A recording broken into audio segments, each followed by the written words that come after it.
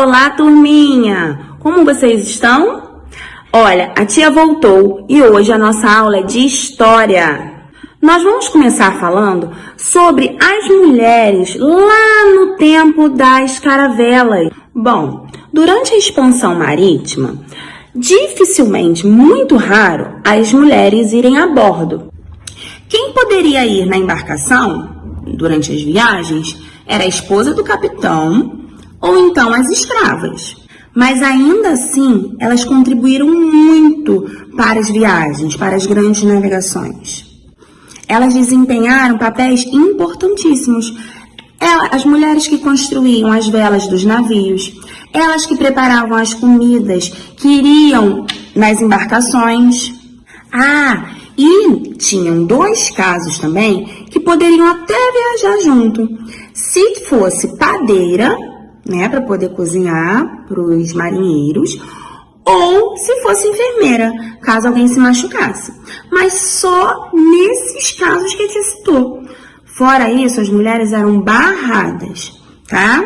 Sendo assim que a tia já começou o assunto, para vocês já ficarem por dentro do que será falado hoje, peguem o livro de história, a tia vai dar um tempinho para vocês pegarem, e abram na página 22. E aí, abriram o livro? Pegaram o marca-texto? Então vamos começar. Página 22, as mulheres nas grandes navegações. Em Portugal, a maioria das mulheres era proibida de integrar as tripulações. Assim, muitas permaneciam no reino. Lá, trabalhavam no cultivo dos campos, na criação dos animais e nos cuidados com as crianças e idosos. Apesar disso, essas mulheres puderam contribuir de outra forma com as grandes navegações. Elas fabricavam peças usadas na construção dos navios e preparavam alimentos para as viagens, como biscoitos, marmelada e carne salgada. Sublinhem de em Portugal, tá? Lá no início do primeiro parágrafo, até carne salgada. Vamos sublinhar o primeiro parágrafo todo. Algumas mulheres, porém, conseguiram permissão para viajar com os homens. Muitas acompanhavam o marido ou o pai. Outras trabalhavam nos barcos como padeiras e enfermeiras. Algumas também conseguiram sair de Portugal para viver nas terras exploradas pelos portugueses. Vamos observar a imagem que tem logo após o texto. Aqui tem uma mulher, ela parece ser uma camponesa, né, pelos trajes dela, pela roupa dela, né. Aqui parece que a mulher está vendendo frutas, aqui as frutas dentro do cesto. E a terceira mulher que parece estar comprando as frutas dessa vendedora, ok? Aqui embaixo tem a legenda, né, da foto. Autoria desconhecida, representação de mulheres portuguesas no século XVI, feita em 1797. A gravura da esquerda para a direita, há uma camponesa de Alentejo. Alentejo é uma região de Portugal, tá? Uma vendedora de frutas de Lisboa e uma mulher de Beira. Beira também é uma região de Portugal, tá? Lisboa e Beira correspondem a locais de Portugal, exatamente o que a tia falou. Bom, no número 4 e no número 5, não tem as linhas para nós respondermos, porque seria oral, né? Vocês responderiam, vocês dariam as opiniões de vocês na nossa aula. Sendo assim, vocês já imaginam, vocês vão responder no caderno, porque a tia não está aí para ouvir. E eu quero ler tudinho que vocês responderam quando voltarmos. Já já nós vamos voltar, né? Estamos rezando para isso. No número 4 está assim. Observe a figura acima e descreva como cada mulher foi representada. Depois, leia a legenda, essa que nós lemos agora, e levante hipóteses sobre a importância das atividades desempenhadas por elas durante o período das grandes navegações. Gente, conforme a tia falou lá no início da aula, né, daqui desse vídeo, nós não podemos diminuir a importância das mulheres durante as grandes navegações. A tia falou que elas tinham papéis importantes, como cozinhar, né, o que eles iriam comer durante a viagem, elas que produziam as velas dos navios. E nesse período, a coroa portuguesa criou várias leis para garantir que tudo funcionasse, mesmo os homens, grande parte dos homens, não estando presente em Portugal. Então, além de tudo que a tia falou, as mulheres também ficaram responsáveis por tomar decisões, tá? E com a saída dos homens, as mulheres que permaneceram, elas ficaram encarregadas de tomar decisões importantes. Elas tinham autonomia para isso. Pelos homens não estarem, elas substituíram, né? Porque os homens estando, eles que tomavam as decisões. Nesses períodos, era a mulher que era responsável por tomar as decisões. Então, vamos passar isso para o papel? Vocês pegaram um caderno de história, né? Vocês já sabem como a tia costuma fazer, tá? Vão escrever livro de história, página 22, número 4. Se você já tiver escrito o cabeçalho, não precisa escrever de novo, ok? Mas tem que ter o dia, né? Tem que ter o cabeçalho direitinho. A tia colocou assim: além de preparar alimentos para os tripulantes levarem nas viagens, elas tinham autonomia para tomar decisões. Então, o papel delas era de extrema importância. Olha, a tia está escrevendo de caneta no caderno porque fica melhor para vocês visualizarem do que a lápis, tá bom? Mas ainda não chegou a hora de vocês responderem de caneta, não, tá? Daqui a pouco vai chegar, prometo. No número 5, está assim: em sua opinião, porque muitas mulheres eram proibidas de participar das grandes viagens marítimas, por que elas tinham de pedir permissão para viajar nas embarcações? Bom, naquele tempo, as mulheres não tinham os mesmos direitos que elas têm hoje, tá? Elas eram obrigadas a obedecer o marido, em primeiro lugar, e se ela não fosse casada, ela teria que obedecer homens da família, por exemplo, tio, pai, irmão mais velho. E elas tinham também que se dedicar às tarefas do lar. Por exemplo, cuidar dos filhos, limpar a casa, fazer comida, deixar a roupa toda direitinho para o marido e para os filhos. Elas não tinham liberdade de ir e vir. Tudo que elas queriam fazer, elas tinham que pedir permissão para o marido, ou se não fosse casada, para os homens da família, né? Para o homem responsável por ela daquela família. Então, no número 5, vocês vão colocar, agora que a tia já explicou, a opinião de vocês. Por que vocês acham que as mulheres não poderiam embarcar, né? Por que isso acontecia? E por que elas tinham que pedir permissão? Ó, isso é a opinião de cada um. Claro que de acordo com o que a tia explicou, né? Tudo tem que ter um sentido. Então, vocês no número 5 vão colocar a opinião de vocês. Agora, vocês vão abrir o livro na página 24, porque a 23 nós já fizemos. Vamos para a 24. Lá está falando sobre carta náutica. De antemão, a tia vai adiantar que carta náutica é como se fosse o nosso mapa terrestre. O mapa que nós usamos para ver as áreas, ruas, estados, né, a parte terrestre do mundo. As cartas náuticas, elas eram usadas para se localizarem no mar. Por isso era chamado de carta náutica. Vamos começar então lá na página 24. Carta náutica no século XVI. Para viajar pelo Oceano Atlântico, conhecido como Mar Tenebroso, lembra que tinha as lendas que a gente explicou lá no início do ano? Os europeus perceberam que precisavam de cartas náuticas. Aqui, carta náutica usada para navegação que destacava os mares e os oceanos. Foi o que a gente explicou. As que existiam até então já tinham a Rosa dos Ventos e também alguns desenhos que forneciam informações sobre o local representado. Esses mapas também mostravam diversos elementos do imaginário dos povos europeus sobre as regiões e os mares desconhecidos. Criaturas monstruosas e animais gigantes que devoravam embarcações são exemplos disso. Então, essas lendas, que eles acreditavam, vinham desenhadas na carta náutica, como se fosse algo real mesmo. Também havia informações reais. Por exemplo, os elementos naturais de algumas áreas, como rios e florestas, e a existência de animais, como aves, porcos, cavalos. A partir do século XVII, à medida que o conhecimento náutico avançava, os seres fantásticos foram desaparecendo dos mapas, porque eles foram vendo que aquilo não era real, Monstros no mar, quando chegasse no final lá do oceano, o barco caía, o navio ia cair. Eles foram vendo que isso não era real, portanto, eles foram tirando da carta náutica. Essas características podem ser observadas na carta náutica reproduzida abaixo.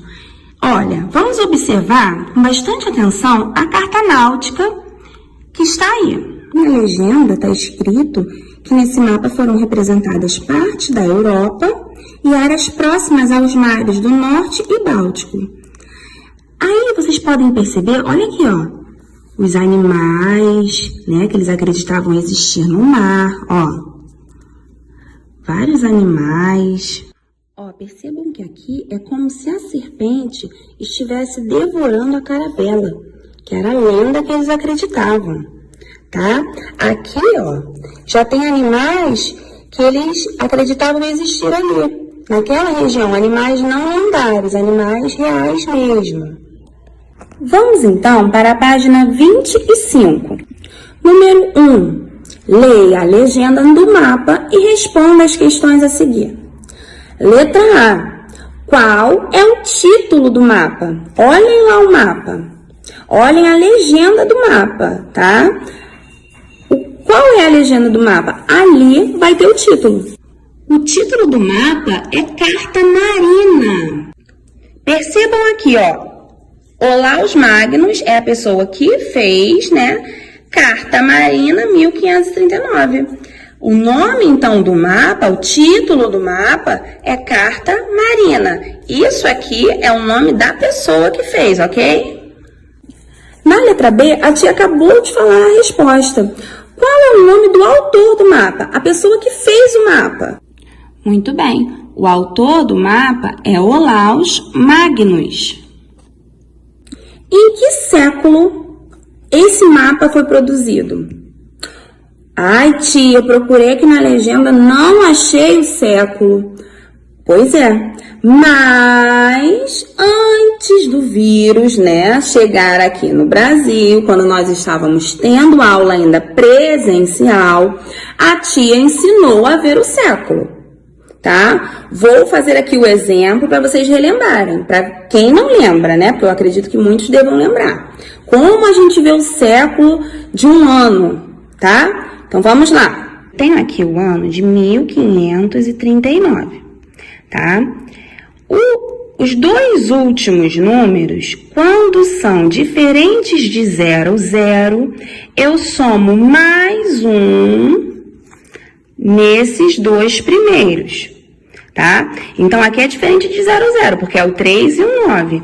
Se aqui é 15, então eu vou ter que somar mais um, por ser diferente de 00.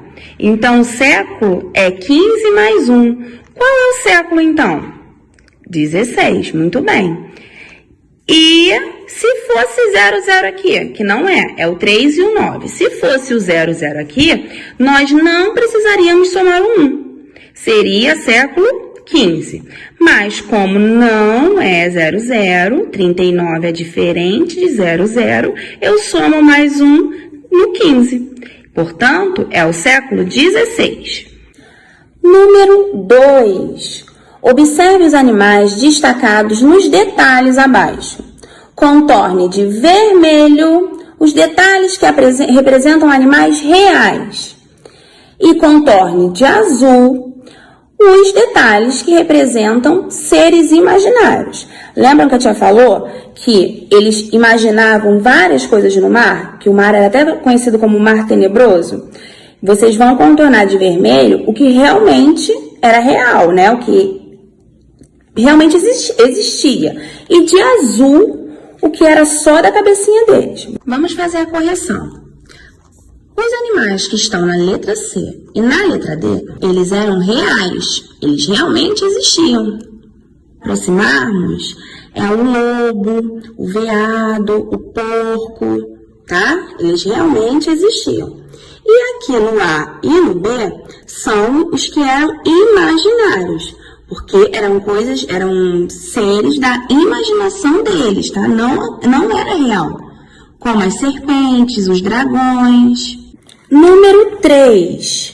Perceba que no mapa, os monstros marinhos estão concentrados em um oceano. Eles estão agrupados em uma partezinha só, em um oceano só. Consulte um mapa político atual e responda. Então, pega lá o atlas de vocês, vou dar um tempinho para vocês pegarem o atlas e descobrir qual é esse oceano. Bom, pegaram o atlas de vocês? Vocês vão achar o mapa político. O mapa político é o planisfério, aquele que é como se a Terra estivesse aberta, tá? A tia vai botar até aqui uma imagem do planisfério para vocês poderem se orientar no atlas.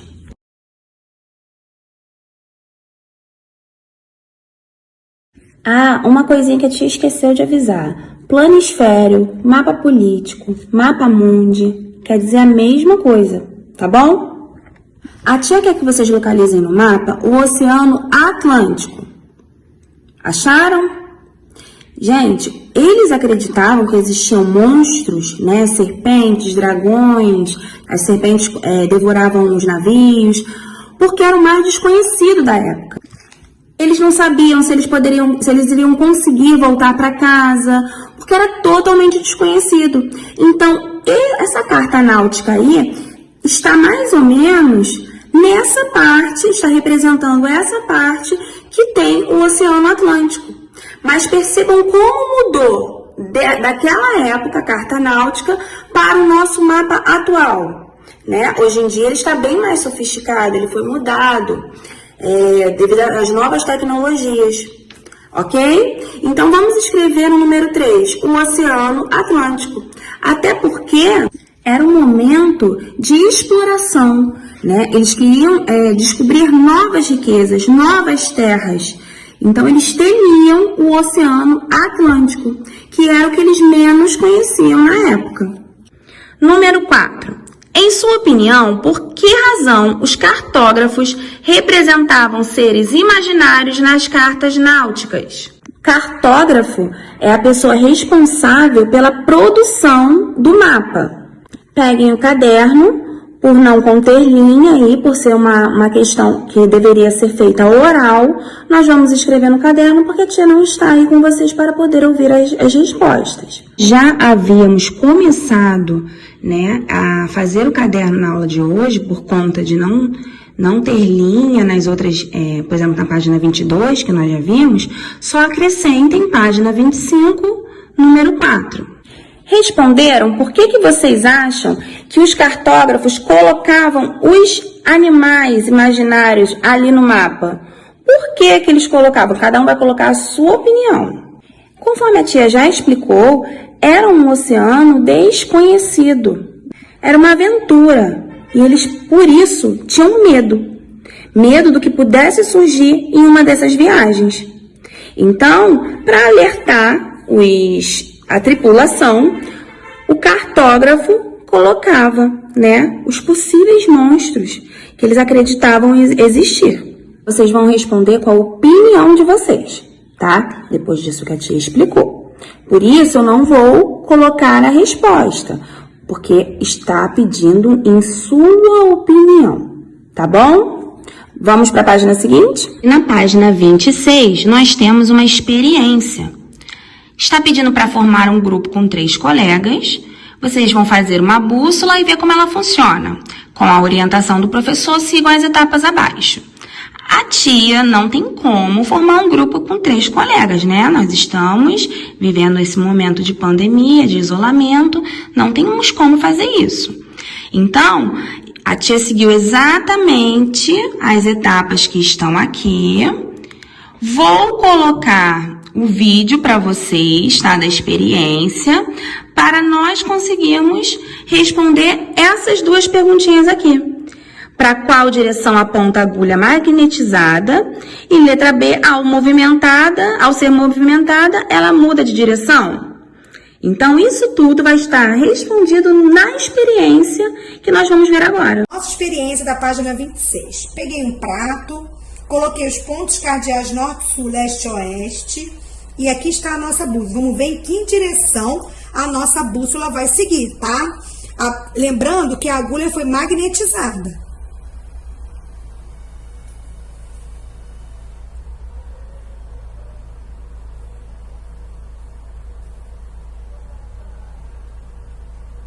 Vamos lá.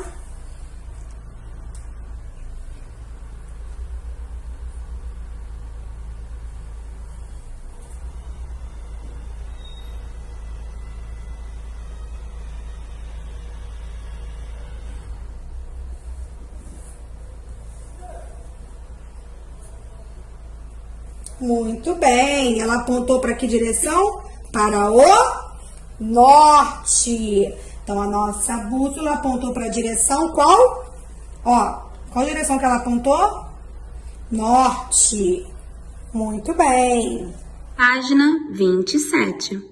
Número 2. O mapa mundi a seguir foi produzido com base nos relatos do navegador italiano Américo Vespúcio. Foi o primeiro mapa a mostrar o continente americano. Observem a imagem e respondam as questões. Letra A. Por que mapas como esse foram importantes para as grandes navegações? Por que vocês acham que foi importante durante a navegação ter esse tipo de mapa? Respondam aí. Letra B. Observem a representação da América no mapa. Na opinião de vocês, por que ela não tem detalhes dos outros continentes? Né? Porque nós já vimos os continentes, lembra? Por que aqui não tem esses detalhes de hoje em dia? Os mapas foram importantes porque eles auxiliavam a tripulação na navegação, né? Eles mostravam os continentes, qual direção eles deveriam seguir. E, além disso, algumas características também do território. Por exemplo, os rios, a vegetação. E todas essas informações eram essenciais para eles conseguirem o que eles queriam, para eles alcançarem o objetivo deles, que era chegar em determinado lugar. Vamos passar isso para o papel?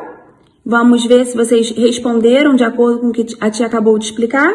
Na resposta da letra A tia colocou assim: os mapas foram importantes para localizar os continentes e mostrar algumas características do território. Tá bom?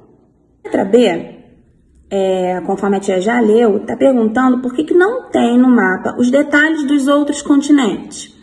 Quando esse mapa foi produzido, foi mais ou menos a época que foi descoberta a América. Então, eles não conheciam muito ainda, não tinha muitos detalhes do que realmente existia ali. Por isso que tem poucas informações, por isso que está faltando grande parte do território. Passando para o papel, o que a tia acabou de explicar, ficou assim. Na época que o mapa foi produzido, o continente americano havia sido recentemente descoberto pelos europeus. Ainda não havia muitas informações sobre esse continente. Mas, se você já havia respondido algo que tenha o mesmo sentido do que a tia explicou, não precisa apagar. No número 3, que é o nosso último exercício, nós também vamos fazer no caderno, tá? Coloquem dessa forma aqui que a tia vai mostrar.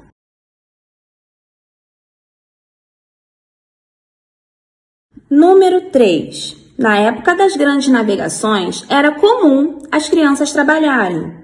Hoje, o trabalho infantil é proibido no mundo todo. Mesmo assim, ainda existem casos de menores que trabalham ilegalmente. O que você pensa sobre isso? Letra A. O trabalho prejudica o desenvolvimento da criança? Por quê? A tia vai falar um pouquinho sobre esse assunto, mas cada um vai colocar a sua opinião, porque está perguntando o que você pensa. Eu vou explicar um pouquinho para poder abrir as ideias, para a cabecinha começar a funcionar, tá bom? Mas cada um vai colocar a sua resposta. O trabalho infantil é proibido, tá? Menores de 16 anos não podem trabalhar, ok? A não ser que seja aprendiz. A partir dos 14 anos poderá trabalhar. Aprendiz é como se fosse uma forma de estagiário. Como nós temos na nossa sala, as tias. É como se fosse isso.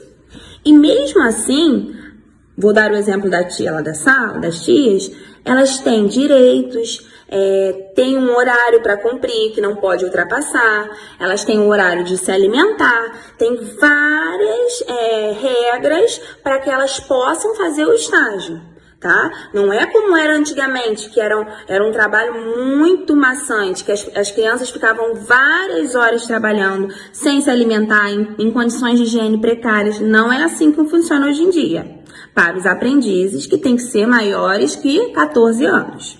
Além disso, os aprendizes, né, os estagiários, como é o nosso caso lá na nossa escola, eles devem estar matriculados na escola. Não pode deixar de estudar. Tá? Essa é uma regrinha também.